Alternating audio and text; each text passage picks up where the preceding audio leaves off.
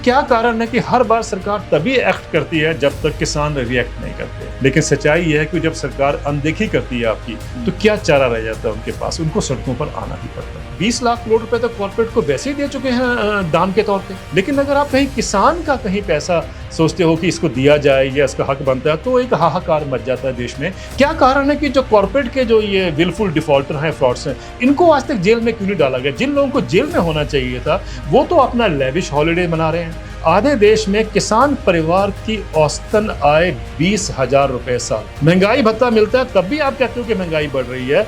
जिन बेचारों का 1700 रुपए से कम में महीने का गुजारा हो रहा है, हम उस किसान की सुध भी नहीं लेना चाहते हैं। दुनिया में there is a war against farmer, एक तरीके का युद्ध छिड़ चुका है किसानों के खिलाफ, और किसानों को खेती से बेदखल करने की बात हो रही है। क्यों? सबकी नजर जमीन पर है किसानों के। हमारे देश में किसी भी संगठन का अपना एक थिंक टैंक नहीं है जो इंडिपेंडेंट रिसर्च करे या अपना एनालिसिस करे फिर सरकार को बताए कि हमें ये चाहिए।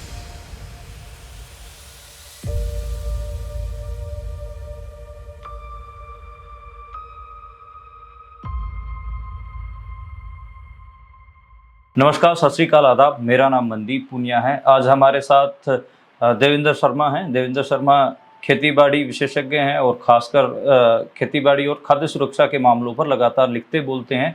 उनसे हम बात करेंगे दो मुद्दों पर।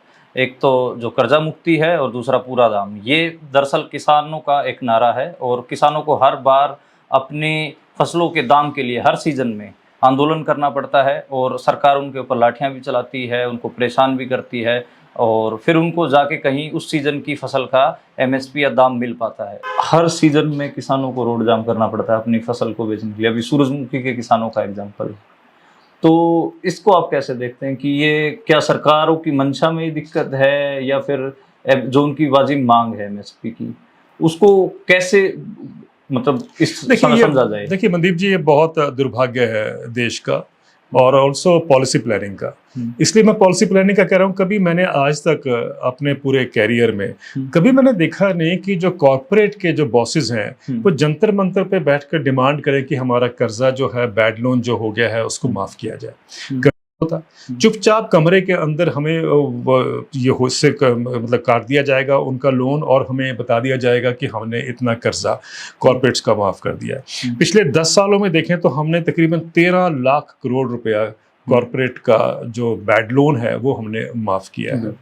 लेकिन जब किसानों को अपना एमएसपी मांगना हो या किसी भी फसल के ऊपर वो डिमांड करें कि भाई हमारी खरीद नहीं हो रही है या दाम नीचे गिर रहे हैं, और किसानों को सड़कों पर आना पड़ता है, लाठियां खानी पड़ती हैं और कई जगह पे इतने भयंकर प्रोटेस्ट उनको सहने पड़ते हैं। जब ये सारे संकट होते हैं तो बहुत सारे लोग जो शहरों में होते हैं वो ये कहते हैं कि साहब ये तो किसानों का ये एक तरह का रवैया ही बन गया है कि भाई इनको सड़कें ब्लॉक करनी है या ट्रेन्स को ब्लॉक करना हैगा। लेकिन सच्चाई ये है कि वो क्या कारण है, किसी को भी अच्छा नहीं लगता कि वो सड़कों पे आके प्रोटेस्ट करें, चाहे किसान हो चाहे कॉर्पोरेट्स के हो, कोई भी हो, कोई प्रोटेस्ट नहीं करना चाहता। क्या कारण है कि किसानों को मजबूरन सड़कों पर आना पड़ता, तभी जाके उनकी थोड़ी बहुत सुनवाई होती है। ये चिंता का विषय रहा है और मुझे लगता है कि ये हम सबको इस पर ध्यान देना भी चाहिए।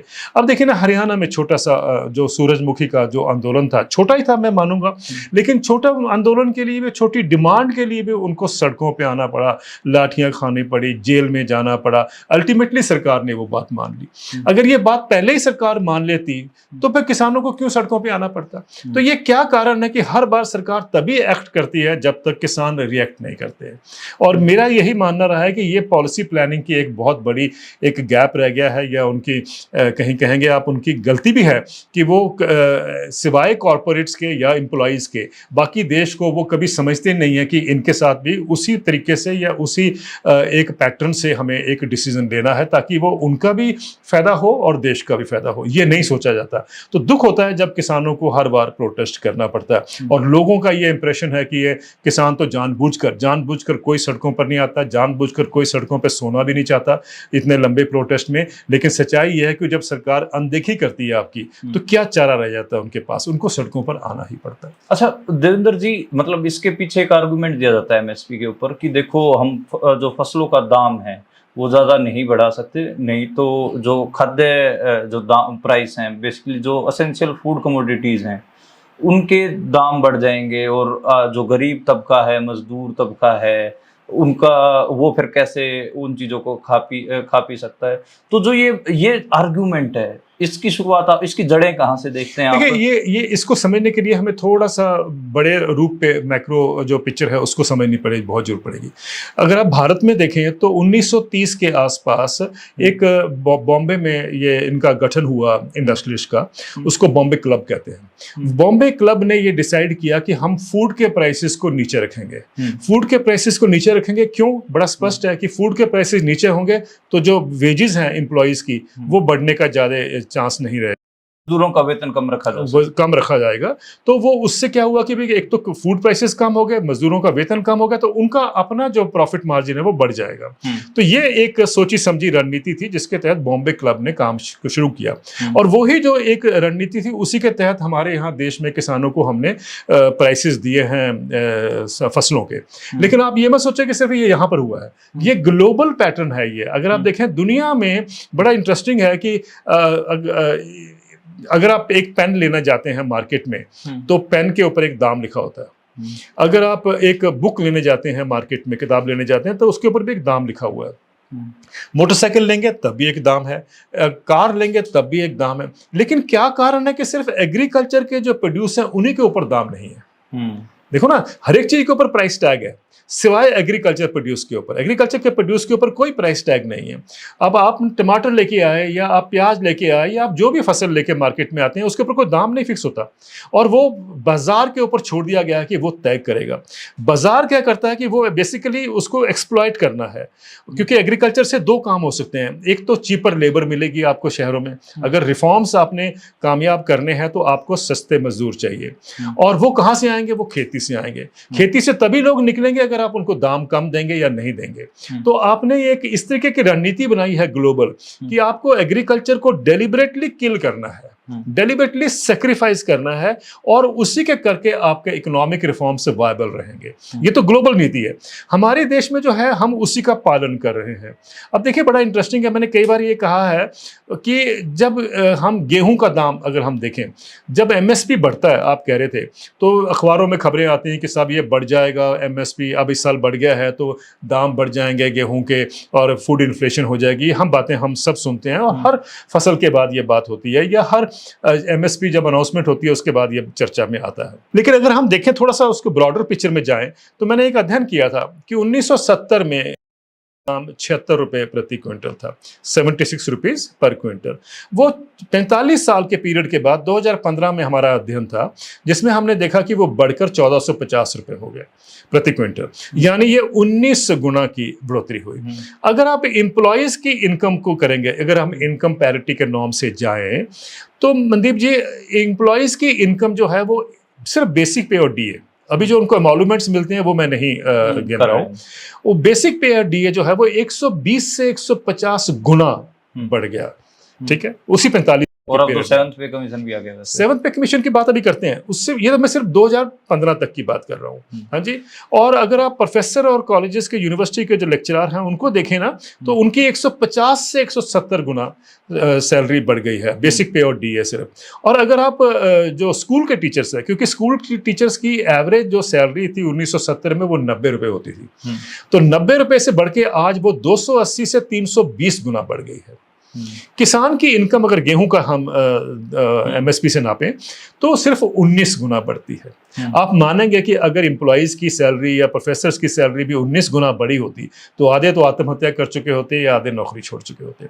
लेकिन जानबूझकर ये 19 गुना जो बढ़ोतरी रखी गई है, इसलिए कि रखी गई है, कम रखी गई है क्योंकि वो चाहते हैं कि सस्ता अनाज आपको मिलता रहे, फूड इन्फ्लेशन ना बढ़े। इसके लिए आपको रिजर्व बैंक की पॉलिसी देखनी पड़ेगी। अब देखिए ना, उनकी मैक्रो इकोनॉमिक पॉलिसी जो है वो ये कहती है कि इन्फ्लेशन जो है 4% ±2% से ज्यादा ना बढ़े।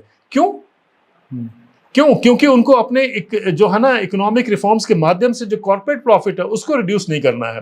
तो असली तो है खेमा या गलती जो है उस खेमे में है। वो खेमा क्या है कि भाई रिजर्व बैंक ऑफ इंडिया की पॉलिसीज दो चीजें करती है, तीसरी नहीं करती है। बड़ा इंटरेस्टिंग है, ये भी लोगों को समझना है। एक तो वो करती है कि फूड के प्राइसेस कम रहे, तो किसान को मार पड़ती रहेगी हर साल, उसी लेवल पे रहेगा जिसपे वो 100 साल पहले था या 50 साल पहले था। दूसरा वो करते हैं कि वेजेस भी ना बढ़े मजदूरों को, हाँ वही, उनकी उनकी तनख्वाह भी ना बढ़े, ठीक है, मजदूरों के वेजेस ना बढ़े, तो दोनों को तो कंट्रोल कर लिया आपने, वेजेस भी कंट्रोल कर लिए और आपने फूड के प्राइसेस भी कंट्रोल कर लिए, लेकिन जो कॉर्पोरेट का प्रॉफिट है वो उस पर कोई कंट्रोल नहीं है। इसलिए आज दुनिया में एक बहुत बड़ा एक क्राइसिस हो रहा है, वो जिसको कहते हैं ग्रीड इन्फ्लेशन, यानी जो ये लालच करके जो कंपनियों ने जो प्रॉफिट बढ़ाए, जो इन्फ्लेशन बढ़ा, अब तो इंटरनेशनल मॉनेटरी फंड ने भी अब एक्सेप्ट कर लिया है कि यूरोप में जो फूड इन्फ्लेशन हुआ है या इन्फ्लेशन बढ़ा है वो प्रॉफिट करके बढ़ा है जो कॉर्पोरेट्स ने लिया है। ग्रीड इन्फ्लेशन कहते हैं इसको, मतलब लालच से जो इन्होंने अपने कमाए, जो इन्फ्लेशन को बढ़ावा नाम दिया है उन्होंने कि सब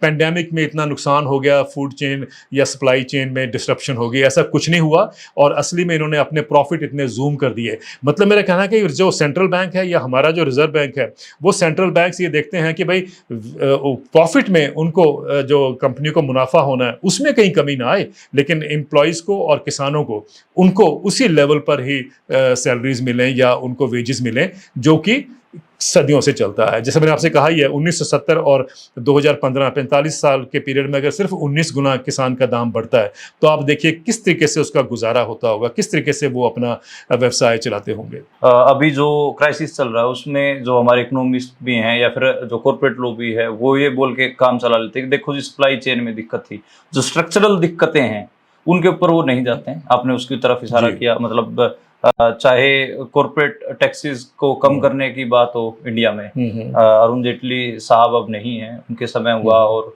ये कहा गया कि तमाम तरीके के जो कॉर्पोरेशंस को जो टैक्स की छूट मिलते हैं ये हम कम करके उनको बंद कर देंगे, लेकिन वो छूट भी जारी हैं। और उसके बाद एक हिसाब से ये देखिए कि फूड सब्सिडी है, फर्टिलाइजर सब्सिडी है, उसके ऊपर हमला बोल दिया गया कि देखो साहब ये दो बंद करना पड़ेगा। एक तरफ आप कॉर्पोरेट को मुनाफा कमाने की, उनके टैक्स कम करके और एक पूरा मुनाफा कमाने की, और इधर दूसरी तरफ आप जो थोड़ा बहुत फायदा मिल रहा है फूड सब्सिडी और फर्टिलाइजर, उसको बंद करके, उनका टैक्स कम करके, इनके जो फायदे, इनको थोड़ा बहुत जो आप सपोर्ट दे रहे हो उसको, उससे पैर खींच के जो ये स्ट्रक्चरल गड़बड़ी पेश कर रहे हो, इसको आप कैसे देखते हो? इसी को समझने की मुझे लगता है बहुत जरूरत है, जो आपने सवाल उठाया है, और थोड़ा सा अगर आप मुझे मौका दें तो मैं थोड़ा सा उसको ब्रॉडर पिक्चर में, ताकि लोगों को समझ आए कि ये ग्लोबल डिजाइन किस तरीके से काम करता है और हम किसके उसी के अंदर किस तरीके से एक तरह के ट्रैप्ड हैं और उससे निकलना भी नहीं चाहते। अब देखिए बड़ा इंटरेस्टिंग आपने बात कही, अगर आप देखें ना जब पेंडेमिक का पीरियड था, हाँ जी, उससे पिछले की बात करें तो जब अमेरिका में डोनाल्ड ट्रंप राष्ट्रपति थे, तो उस जमाने पे क्या हुआ कि उन्होंने बहुत टैक्स कट्स दिए हैं कॉर्पोरेट्स को, टैक्स कट दिए, और ये कहा गया था कि साहब इससे इन्वेस्टमेंट बढ़ेगी, इससे पब्लिक इन्वेस्टमेंट भी साथ में, जब ये प्राइवेट बढ़ेगी तो पब्लिक इन्वेस्टमेंट भी बढ़ेगी, फिर उनका कहना था कि साहब एम्प्लॉयमेंट जनरेट होंगी, जॉब्स आएंगे, ये सब बातें कही गई।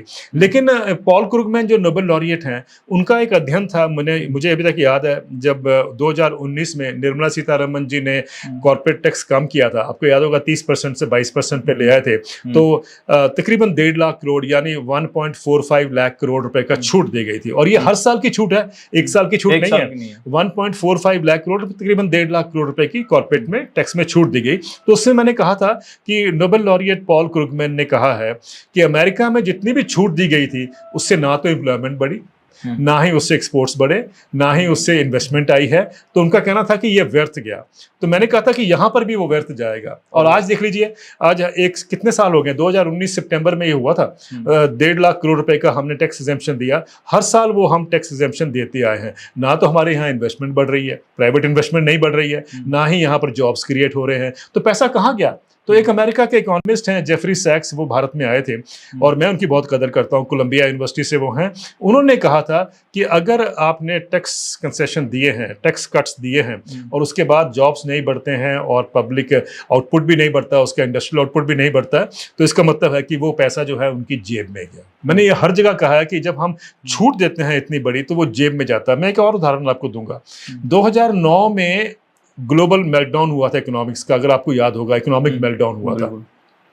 उस क्राइसिस के टाइम पर भारत ने 1.8 यानी तकरीबन 1.25 लाख करोड़ रुपए के इकोनॉमिक स्टिमुलस पैकेज दिया, ठीक है। वो जो 1.25 लाख करोड़ रुपए का पैकेज था वो सिर्फ 1 साल के लिए था। आपको हैरानगी होगी वो आज भी चल रहा है, कभी किसने सवाल ही नहीं पूछा। वो जो नलके की वो होते हैं ना, टैप को शुरू किया, वो बंद करना ही भूल गए।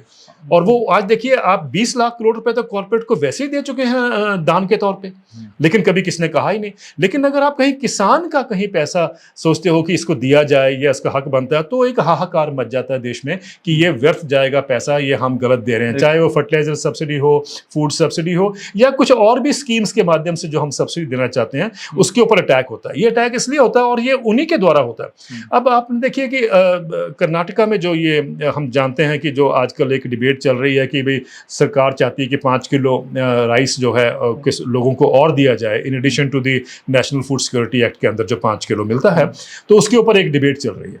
तो सेंट्रल ने हाथ पीछे खींच लिए, हम जानते हैं। हम ये भी जानते हैं कि पेंडेमिक में अगर हमारे पास अनाज नहीं होता तो हम 5 किलो जो हमने फ्री अनाज दिया था वो हम नहीं दे पाते।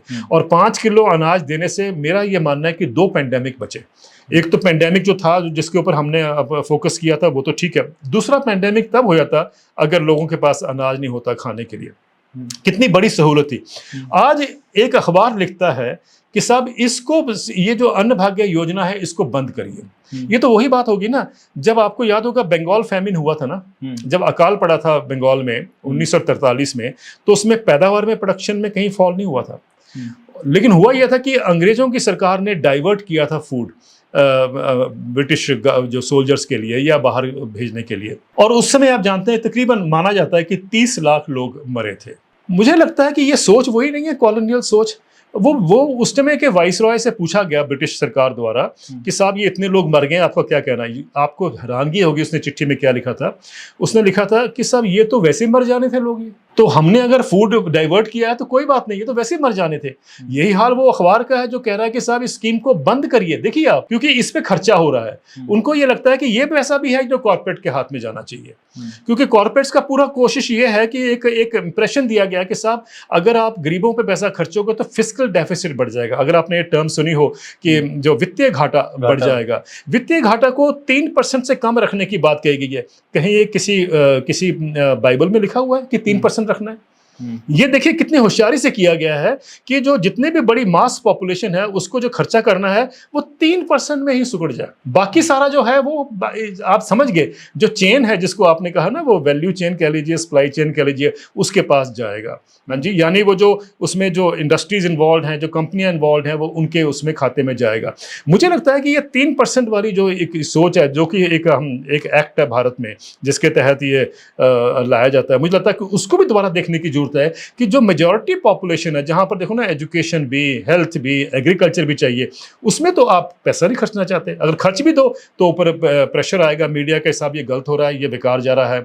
लेकिन अब आप ये बताइए, कॉर्पोरेट्स का जैसे मैंने पहले कहा कि 13 लाख करोड़ रुपए 10 साल में माफ किया है। अभी उसके ऊपर अभी एक जो विलफुल डिफॉल्टर हैं, जहां की प्रधानमंत्री हर बार बोलते हैं कि जो लोग ऐसा घोटाला करते हैं हम उनको पकड़ेंगे, वो हम तो एक्सपेक्ट कर रहे थे कि इस पे कोई एक्शन होगा। लेकिन रिजर्व बैंक ऑफ इंडिया अब एक नोटिस जारी करता है जिसमें कहा गया कि बैंकों को कि आप इनसे कॉम्प्रोमाइज कर लीजिए। 3.5 लाख करोड़ की बात हो रही है, और ये वो लोग हैं जो क्रुक हैं, जो फ्रॉडस्टर हैं, जो विलफुल डिफॉल्टर हैं। और वो कितने हैं? 16,000 है, इसमें कुछ भाग गए। हाँ जी, उनको आप कह रहे हैं कि साहब आप इनसे कॉम्प्रोमाइज करिए। जब किसान का 2 लाख रुपए का भी कर्जा होता है और उसको जो ब्लैंक चेक एक इशू, जब वो कर्जा लेता है तो उसको एक ब्लैंक चेक देना पड़ता है साइन करके। वो ब्लैंक चेक को जानबूझकर उसमें भरा जाता है ताकि वो जो सिविल केस है वो क्रिमिनल बन जाए और किसान को जेल में डाला जाता है। अब क्या कारण है कि जो कॉर्पोरेट के जो ये विलफुल डिफॉल्टर हैं, फ्रॉड्स हैं, इनको आज तक जेल में क्यों नहीं डाला गया? जिन लोगों को जेल में होना चाहिए था वो तो अपना लेविश हॉलिडे मना रहे हैं, और किसान जो है वो मजबूरन या उसको इस कंडीशंस में रखा गया है कि या तो उसकी ज़मीन की कुर्की होती है, उसकी जो मूवेबल प्रॉपर्टी है वो छीन ली जाती है, और या फिर अल्टीमेटली उसको जेल में जाना पड़ता है। ये इसका मतलब साफ है कि हमारे यहाँ 2 नीतियाँ चल रही हैं, एक कॉर्पोरेट के लिए और एक बाकी देश के लिए। और बाकी देश के लोगों को समझना पड़ेगा, जब तक वो उठ के इस बात को सवाल नहीं करेंगे, कंपेयर नहीं करेंगे, मुझे नहीं लगता कि हम इस अनियमितताओं को एक तरह का एड्रेस कर पाएंगे। जी देवेंद्र जी, आपने मतलब बहुत इंपॉर्टेंट पॉइंट उठाया। मेरे भी एक चीज बात ध्यान में आ रही है, कर्जा किसान के कर्जे से रिलेटेड ही है। किसान को कर्जा 1,63,000 रुपये चुकाना था, जिसमें से वो 1,43,45,000 रुपये के आसपास वो चुका था। तो उस 15-20 हजार के अमाउंट के लिए ही पुलिस कह रहा हूँ, बैंक के कर्मचारी उसकी जमीन की कुर्की करने के लिए पहुंच गए। गिरफ्तारी का नोटिस उसका निकलवा दिया गया। और जो आपने हजारों लाखों करोड़ के जो डकार के और जो बाहर विदेशों में बैठे हैं, यहाँ पर भी उनको खुद आरबीआई या फिर सरकार उनको उनके एनएस नॉन परफॉर्मिंग एसेट बोल के जो सारा कुछ करती है। कर्जा मुक्ति की बात आती है किसान की, तो उनका जैसे जो आज के समय नारा हमें सुनने को मिलता है ज्यादातर बीकेयूज में, किसान यूनियनों में, कर्जा मुक्ति पूरे दाम की आपने बात रखी एमएसपी की। अब जो ये कर्जा मुक्ति का है, तो इस कर्जा मुक्ति के ऊपर बात आते ही एकदम से मिडिल क्लास वो ऐसे बिहेव करने लगता है कि देखो साहब, ये हमारा टैक्स पेयर का पैसा है, ये इनकी अयासी पे, ये किसान तो महंगी शादियां करता है, शराब पीता है और इस वजह से इसके ऊपर कर्जा चढ़ जाता है। अब इनकी अयासियों के ऊपर हमारे टैक्स पेयर के मनी को कर रहे हैं। तो जो कर्जा मुक्ति की डिमांड है किसान की, ये किस वजह से वाजिब है और ये क्यों जरूरी है आज के लिए? अभी आप देखिए ना, जैसे मैंने आपसे कहा कि पिछले 10 साल में जो कर्जा माफी हुई है कॉर्पोरेट के जो बैड लोन्स की, वो तो मैंने कहा 13 लाख करोड़ रुपए के आसपास है।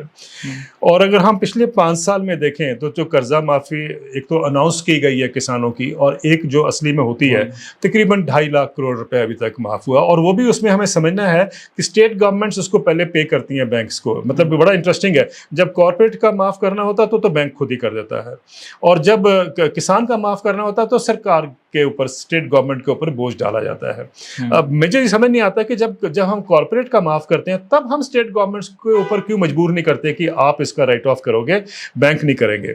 इसका भी एक सिस्टम होना चाहिए पहले। या तो जो किसानों की कर्जा माफी है वो भी बैंकों के थ्रू होनी चाहिए, बैंक को चाहिए कि वो राइट ऑफ करे, फिर जो स्टेट और सेंटर जो उसको रिकैपिटलाइज करता है बैंक्स को, वो उसी प्रोसेस के तहत उसको किया जाए।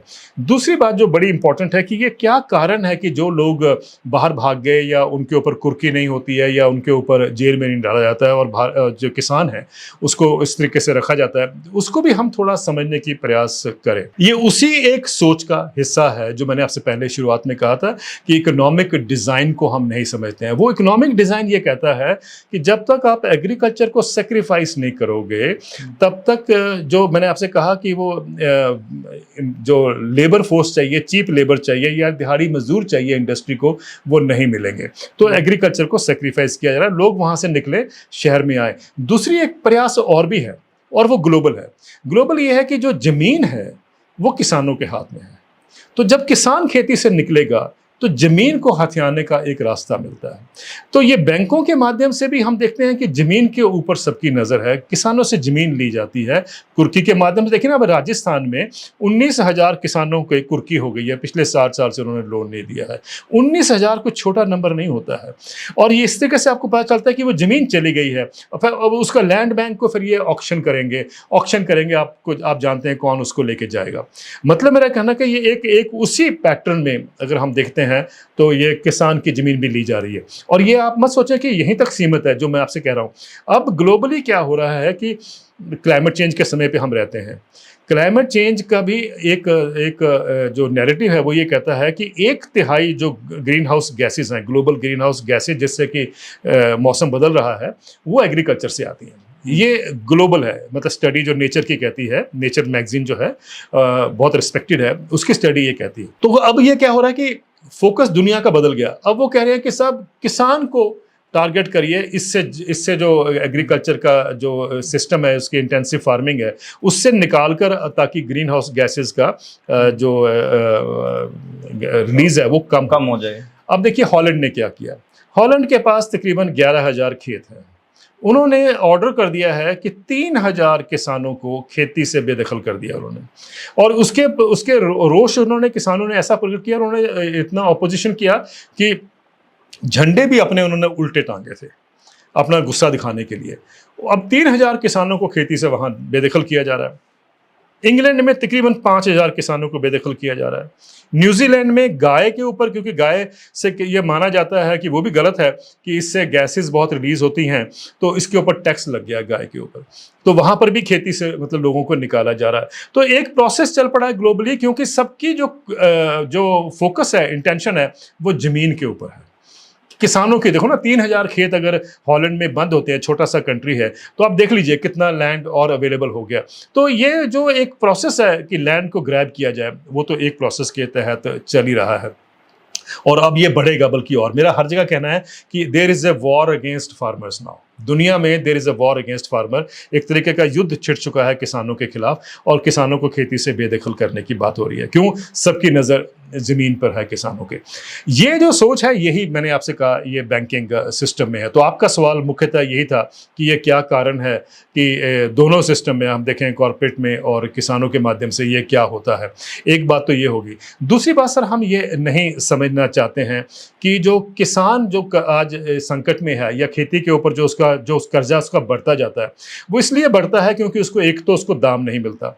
दाम नहीं मिलेगा तो क्या करेगा? वो कर्जा एक सोर्स से लेगा, वो भी नहीं पे कर पाएगा, दूसरे सोर्स से लेगा, वो भी नहीं पे कर पाएगा, तो तीसरे सोर्स लेगा। आज मल्टीपल लेयर से कर्जा उनके पास ऊपर है। लेकिन सर मुझे लगा एक बड़ा अच्छा समाधान जो है कर्नाटक से आया है। वो ये कहते हैं किसान की भाई हमने कर्जा लिया था क्रॉप्स के लिए, हमने क्रॉप्स लगाई, हमारी अच्छी पैदावार भी हुई, लेकिन हमारे को दाम नहीं मिलता। स्वामीनाथन कमीशन तो वैसे नहीं मिलता, आप जानते हैं, तो वैसे भी उनको दाम नहीं मिलता, एमएसपी नहीं मिलता। तो उन्होंने क्या किया, वो बैंक के पास गए, उन्होंने अपना जो उसी अमाउंट का जो उनका कर्जा था, उसी अमाउंट का उन्होंने प्रोड्यूस उसके सामने रख दिया कि आप हमारा मोटरसाइकिल ले जाओगे, फिर घर के और इंस्ट्रूमेंट ले जाओगे, फिर आप कुर्की करोगे, हाँ ट्रैक्टर उठाओगे, ये नहीं, आप हमारा प्रोड्यूस लीजिए।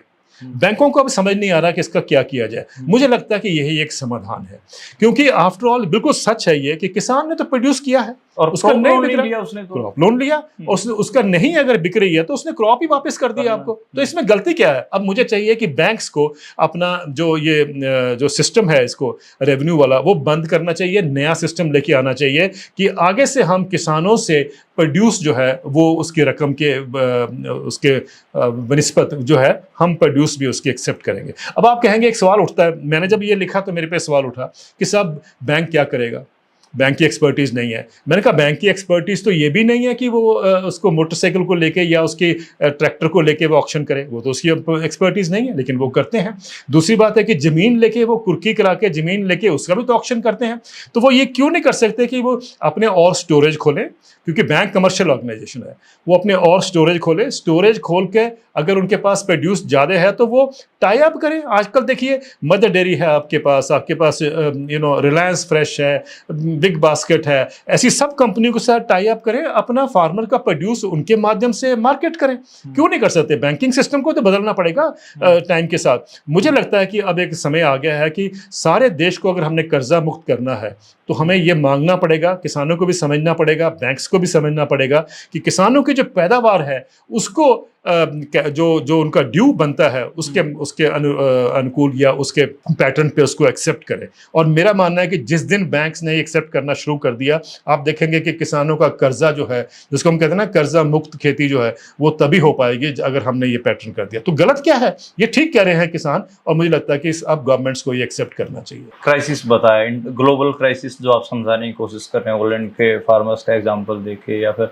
और भी बाकी जगह का जो एग्जांपल, तो क्या इसमें अभी हम जो आंदोलन देखते हैं किसानों के, तो वो तो खित्ते या सूबे के हिसाब से हम देखते हैं, तो कोई क्या ऐसी कोई, लेकिन जब हम ट्रेड ऑर्गेनाइजेशंस के टाई अप देखते हैं तो ग्लोबल लेवल पे हैं, ठीक है, लेकिन जो किसानों का जो सारा रेजिस्टेंस का मूवमेंट है या उनके जो ग्लोबल उनका कोई टाई अप या कुछ ऐसा आप देखते हैं कि कुछ भविष्य में कुछ ऐसा हो सकता है? और दूसरा मैं ये समझने की कोशिश कर रहा हूँ आपसे कि खुद किसानों में ही इतनी अलग अलग लेयर्स हैं, इतनी कॉम्प्लेक्सिटीज हैं, छोटा किसान, दरमियानी किसानी या फिर बड़ी किसानी, इतना सारा, इतनी कॉम्प्लेक्सिटीज में उनके लिए वे आउट क्या है, क्या रास्ता है, क्या दिखता है? देखिए, ये दो सवाल है बेसिकली आपके, और दोनों को मुझे लगता है कि एक, मैंने जैसे पहले भी कहा था कि एक परिप्रेक्ष्य बड़े में और एक छोटे में, दोनों में दिखते हैं हम, प्रयास एक करते हैं। अब आपका जो कहना है कि भाई मल्टीपल लेयर्स हैं एग्रीकल्चर में, इसमें तो कोई शक नहीं है। हम जानते हैं कि भारत में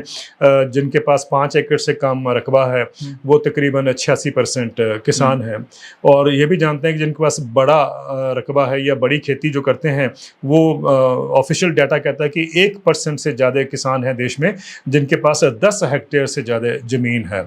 उसमें हो सकता है कईयों के पास कई हज़ारों में भी हो, लेकिन मतलब कहने का कि वो सिर्फ 1% है। तो मेजॉरिटी जो है हमारी वो छोटा किसान है, मझला किसान है ना, उसकी हम बात करते हैं। एक तो बात सिचुएशन उसकी है। जब हम ग्लोबली देखते हैं तो एक बात को हमें समझना बहुत ज़रूरी है कि ये भी एक इकोनॉमिक डिज़ाइन है सब देशों में जो फॉलो किया गया अमीर देशों में पहले, और अब हमारे जैसे देशों में उसका फोकस है या प्रेशर है। वो ये है कि हमने पहले ये प्रयास किया कि अमेरिका में एक बहुत सालों से वहाँ से मार्केट इकोनॉमी तो ऑपरेट करती है, हम जानते हैं, लेकिन मार्केट इकोनॉमी में भी एक उन्होंने एक जब रिचर्ड निक्सन वहाँ के राष्ट्रपति थे, तो उस समय उनके एक जो एग्रीकल्चर के सेक्रेटरी थे, उन्होंने ये कहा था, और वो स्लोगन बड़ा इनफेमस है, उन्होंने कहा था कि गेट बिग और गेट आउट। मतलब छोटे किसानों को निकल कर या तो निकल जाएं या फिर बड़े बन जाएं, ये उन्होंने उस समय कहा था। और उस समय जब उन्होंने कहा था तो उस समय तकरीबन 15% लोग खेती से जुड़े थे अमेरिका में। अब देखिए इतने साल हो गए, आज हम 2023 में हैं, अब मात्र 1.5% किसान खेती में रह गए हैं अमेरिका में टोटल पॉपुलेशन का। वही पैटर्न सारी दुनिया में फॉलो किया जा रहा है। यूरोप में हुआ, यूरोप में मैंने कई बार कहा कि हर मिनट में एक किसान खेती छोड़कर बाहर जा रहा है। और भारत में भी एक प्रेशर है। हम जानते हैं कि बहुत माइग्रेशन हो रही है भारत में, गांव से निकलकर लोग शहरों में आ रहे हैं। और ये पंजाब और हरियाणा के से किसानों के बच्चे डोंकियां मार मार के अमेरिका तक जा रहे हैं। ये आपने जैसे हम कहते हैं ना कि भी हम किसान जो हैं वो गांव से शहर में आ रहे हैं, पंजाब हरियाणा में तो गांव से शहर में नहीं, सीधा ही बाहर जा रहे हैं। ये आपने बिल्कुल ठीक कहा। तो ये प्रोसेस जो चल रहा है ये बेसिकली उसी एक सोची समझी रणनीति का हिस्सा है। एक बात तो हमें ये समझनी है। दूसरी बात जो आपका सवाल था कि हमारे मल्टीपल लेयर्स हैं, यही एक समस्या है हमारे देश में कि हमारा किसान जो है वो ऑर्गेनाइज नहीं कर सका अपने आप को। वो ऑर्गेनाइज जरूर है कि वो एक एरिया में एक यूनियन है, दूसरे एरिया में दूसरी यूनियन है। पंजाब में जैसे हम जानते हैं 32-33 यूनियन है किसानों की, हरियाणा में भी इस तरीके से कई नंबर हैं। अगर आप कर्नाटका में जाओ तो वहाँ पर एक बहुत इंपॉर्टेंट यूनियन थी, कर्नाटका राज्य रयोता संघ KRRS, उसके भी आज से 6-7 अलग अलग हिस्से हो गए हैं। तो ये जो लेयर्स हैं ये बढ़ती जा रही हैं, एक बात तो ये है। और उनमें कहीं पर भी एक दूसरे के साथ वो लिंक नहीं है। मुझे याद है 2015 में पंजाब में, आप पता नहीं उसमें आप देख पाए थे कि नहीं, कि हमने एक प्रयास शुरू किया था कि चंडीगढ़ में पहली बार मैंने 55 देश के बड़े किसान नेताओं को एक बैठक की थी। और वो पहली बैठक थी जहां पर मतलब पॉलिटिकल पार्टीज को मतलब उस एंगल से नहीं देखा था हमने सिर्फ जितने बड़े किसान नेता हैं उनको बुलाया था। और ये 3 दिन की बैठक मैंने की थी। और आप मानेंगे उसमें कि क्या हुआ कि बहुत सारे किसान नेता पहली बार एक दूसरे को मिले थे। आपको हैरानगी होगी कि पंजाब के किसान नेता यूपी के किसान नेताओं को नहीं जानते थे, यूपी के किसान नेता मध्य प्रदेश के किसान नेताओं को नहीं जानते थे।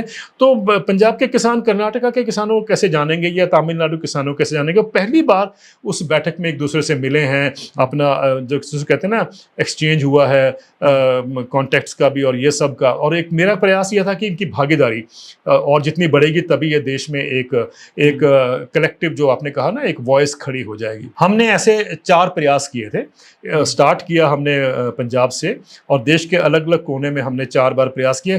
फिर एक स्तर पे आके मैं पीछे हट गया क्योंकि मुझे लगा कि किसान यूनियन जो हैं वो अपने अपने छोटे छोटे इंटरेस्ट से बाहर नहीं निकल पा रही हैं।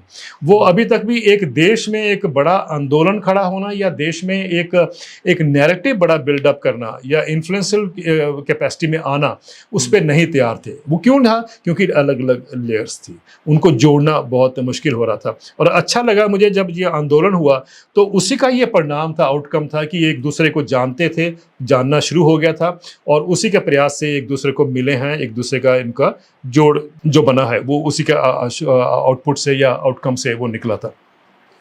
अब ग्लोबली भी हम ये देखते हैं कि हालांकि हर देश में एक नेशनल फार्मर यूनियन है, अमेरिका में जाइए, कनाडा में जाइए, यूरोपियन यूनियन में जाइए, लेकिन उनका हमसे लिंक नहीं है।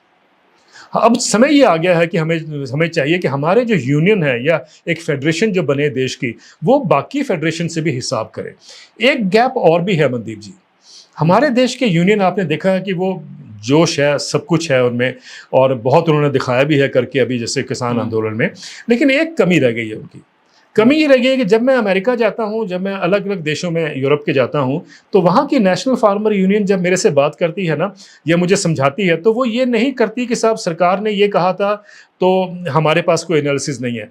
उनका अपना एक थिंक टैंक होता है, हर फार्मर यूनियन का अपना थिंक टैंक है जो अपनी रिसर्च करके एनालिसिस करके हमारे सामने रखता है किसानों के माध्यम से। वो चीज़ हमारे देश में नहीं है। हमारे देश में किसी भी संगठन का अपना एक थिंक टैंक नहीं है जो इंडिपेंडेंट रिसर्च करे या अपना एनालिसिस करे फिर सरकार को बताए कि हमें ये चाहिए। मुझे लगता है कि एक बहुत बड़ा गैप है ना कि अगर WTO का कहीं इम्पैक्ट पड़ना है और किसान नेता आपसे पूछें या मेरे से पूछें कि इसका क्या असर पड़ेगा, मुझे लगता है कि उनको बताना चाहिए एक्चुअली कि भाई इसका ये असर पड़ेगा। वो एक गैप है और मैं अपेक्षा करता हूं कि आने वाले दिनों में शायद किसान यूनियन उस तरफ भी ध्यान दे। देखिए, पैसा हमारे पास किसान यूनियन अगर रेस करती हैं तो हो जाता है। आखिरकार आंदोलन में इतना सपोर्ट दिया है लोगों ने, है ना, तो उसी सपोर्ट में से अगर हम एक छोटा सा ऑफिस बना लेते जिसमें 3-4 लड़के इकोनॉमिस्ट यंग लड़के रखते और वो अध्ययन करते और आपको बताते कि ये होना चाहिए, तो ये क्या पॉसिबल नहीं है? हो सकता है, हो सकता है। और आप देखेंगे जब इतनी सारी आवाजें जुड़ जाएंगी ऐसे एनालिसिस, तो देश की जो पॉलिसी प्लानिंग है उसमें बहुत उसका असर पड़ेगा। ये एक बहुत बड़ा गैप है। तो जो आपने कहा ना लेयर बाय लेयर, मुझे लगता है कि एक तो लेयर बाय लेयर का गैप तो है ही है, लेकिन इनको जोड़कर किस तरीके से हम उनकी आवाज को बुलंद कर पाएं, ये रास्ता इन्हीं के पास है। और मुझे लगता है कि आने वाले दिनों में शायद इस बात पे फोकस होना चाहिए। मैं मतलब ये इंटरव्यू सिर्फ और सिर्फ कर्जा मुक्ति और पूरे दाम तक ही रखना चाह रहा था, यानी कि MSP और कर्जा मुक्ति है किसान की, उसी पे रखना चाह रहा था। आपसे कभी दोबारा फिर बात करेंगे। आप एक बात जाने से पहले अगर अलाउ करें आप, बिल्कुल। देखिए, आपने MSP की बात जो कही है, मुझे लगता है कि वो बहुत महत्वपूर्ण इसलिए क्योंकि ये सवाल आपसे भी पूछा जाता है, मेरे से पूछा जाता है कि साहब अगर MSP किसानों की बढ़ती है, आपने पहले ये सवाल उठाया था, तो उससे महंगाई बढ़ती है। ये बात अक्सर कहा जाता है। मुझे एक ही चीज कहनी है उसमें, जो लोग ये बोलते हैं कि साहब इससे महंगाई बढ़ेगी, ये वही लोग हैं जो या तो उनको मालूम नहीं है या वो जानबूझकर ये करते हैं कि किसान जो है उस बोझ के नीचे मरता रहे। मैं इसलिए बोलना चाहता हूं कि हमें महंगाई का तो 5%, 2% बढ़ जाती है या आधा % बढ़ जाती है तो हाहाकार मचता, हंगामा होता है। लेकिन क्या हमने कभी सोचा, जो मैंने एक बार कहा था 2016 में इकोनॉमिक सर्वे में सरकार ने खुद माना कि 17 राज्यों में, देश में, यानी तकरीबन आधा देश हो गया, आधे देश में किसान परिवार की औसतन आय 20,000 रुपए साल की है। यानी हर महीने 1700 रुपए से कम में किसान गुजारा करता आधे देश में। और अगर हम देश में भी मान ले, पूरा फिगर ले लें, तो देश की फिगर है कि 10,000 रुपए में किसान परिवार हर महीने में गुजारा कर रहा है। 10,000 में ये एक हाउस होल्ड की इनकम है। एग्रीकल्चर हाउस होल्ड की इनकम, एग्रीकल्चर हाउस होल्ड, बिल्कुल। तो एग्रीकल्चर हाउस होल्ड में मनरेगा में भी काम कर रहा है, कोई स्कूल टीचर भी है, कोई 5-6 लोग होते हैं, 5-6 लोग मिलके 10,000 रुपए कमा रहे हैं। तो आप ये सोचिए कि उसमें से अगर खेती का सिर्फ हम इनकम देखें, जो खेती से होती है, वो 27 रुपए प्रतिदिन की इनकम है। अगर आप ये कहते हैं कि साहब इनके भाव नहीं बढ़ने चाहिए, जो लोग कहते हैं शहरों में है, मुझे लगता है कि वो इस चीज को बिल्कुल वो सपोर्ट करते हैं कि किसान मरता रहे, किसान दबा रहे, किसान एक डिस्ट्रेस में रहे। ये बड़ा दुर्भाग्य है। वही लोग जो महंगाई के ऊपर, और बाई एंड लार्ज ये लोग वो शोर मचाते हैं जिनको महंगाई भत्ता मिलता है। महंगाई भत्ता मिलता है तब भी आप कहते हो कि महंगाई बढ़ रही है। जिन बेचारों का 1700 रुपए से कम में महीने का गुजारा हो रहा है, हम उस किसान की सुध भी नहीं लेना चाहते। ये मुझे लगता है कि समाज को समझना पड़ेगा, समाज को किसानों के साथ अब खड़े होने की जरूरत है। इसका ये कारण जो है ना, जो लोग ये मानते हैं कि साहब इससे मुझे क्या होता है अगर किसान को कम दाम मिलता है, तो मैं बताना चाहता हूं कि एक OECD की, organisation for economic cooperation and development, जो दुनिया का सबसे रिचेस्ट ट्रेडिंग ब्लॉक है साहब, उनकी स्टडी आई थी करियर के साथ दिल्ली में। उनका कहना था कि 2000 और 2016 के बीच में, 16 साल में किसानों को 45 लाख करोड़ रुपए का नुकसान हुआ। आपने कहीं इसकी चर्चा सुनी? किसी असेंबली में, किसी पार्लियामेंट में, किसी यूनिवर्सिटी में कहीं चर्चा नहीं हुई इसकी। अगर कॉर्पोरेट का 5,000 करोड़ का भी नुकसान हो जाना, आप देखो देश में सब जगह चर्चा होगी, मीडिया कहेगा कि सब पॉलिसी पैरालिसिस ऑपरेट कर रहा है। तो क्या जब 45 लाख करोड़ रुपए का नुकसान हुआ किसानों को, तो क्या पॉलिसी पैरालिसिस का इंडिकेटर नहीं है वो? किसी ने चर्चा नहीं की। दूसरी बात, वही लोग जो बोलते हैं महंगाई बढ़ जाएगी, मैं उनसे भी एक सवाल करना चाहता हूं कि उस समय जब ये 45 लाख करोड़ रुपए किसानों को नुकसान हुआ था, मनदीप जी, जान के शौक लगेगा कि किसानों को तो 15% दाम कम मिले थे इंटरनेशनल प्राइस से, लेकिन फायदा जो हुआ था वो कंज्यूमर्स को हुआ था, उनको 25% फायदा हुआ था। 25% प्राइसेस उनको कम मिले थे, क्योंकि वो जो लॉस 45 लाख करोड़ रुपए किसानों ने सहा। यानी कंज्यूमर को समझना चाहिए कि आप किसान के कंधे पर रख के अपना जो इकोनॉमिक जो हालात हमें बताते हैं वो गलत है। किसानों के साथ खड़ा होना पड़ेगा, क्योंकि अगर आपका फायदा होता है तो किसान का भी फायदा होना चाहिए। हम चाहते हैं कि जिस किसान को 19 गुना इनकम बढ़ी थी 1970 से लेकर 2015 के बीच में, उनको भी उतनी इनकम मिलनी चाहिए जितने कि एम्प्लॉइज को मिलती है या प्रोफेसर्स को मिलती है या स्कूल टीचर्स को मिलती है। ये मेरा एक मैसेज है अपने कंज्यूमर्स के लिए जो शहर में रहते हैं और ये सोचते हैं कि किसानों को तो हम बहुत दान दे रहे हैं या बहुत सब्सिडी दे रहे हैं। उनको जानना है कि अगर आप भी कभी कोशिश करिए 1700 रुपये से कम में या 2000 रुपये से कम में हर महीने गुजारा करके देखिए। शुक्रिया देवेंद्र जी, आपने बहुत आसान भाषा में ये सारी बातें रखी और उम्मीद है कि आपके साथ दोबारा किसी और मुद्दे पर हम चर्चा करेंगे। और एग्रीकल्चर में जो कुछ घट रहा है उसके ऊपर आपकी बारीक नज़र रहती है, खाद्य सुरक्षा के ऊपर भी रहती है, और एक हिसाब से ये